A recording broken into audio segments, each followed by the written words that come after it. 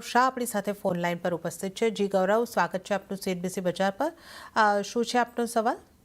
મારી પાસે સોલા વિનિયાર્ડ પડ્યા છે, 300 શેર, 430 ની બાઇંગ છે।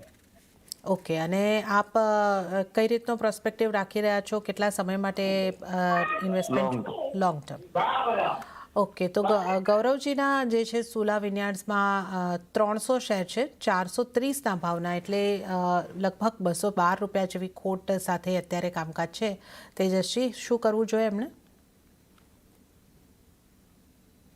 જો જે હિસાબથી ચાર્ટ સ્ટ્રક્ચર છે તો ચાર્ટ સ્ટ્રક્ચર તો નબળું જ છે।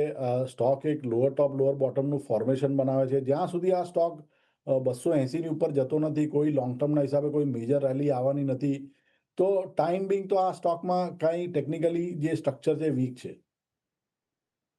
ઓકે, તો ગૌરવભાઈ, ટેકનિકલી વીક કાઉન્ટરમાં છો તમે, તો આ એક ખાસ તમારે ધ્યાને રાખવાનું રહેશે કે 280 સુધી અહીંયા કોઈ રેલીની સંભાવના નથી બની રહી। તો આ એક વ્યૂ આપણે તમારે માટે સુલા વિનિયાર્ડ્સ પર લીધો છે।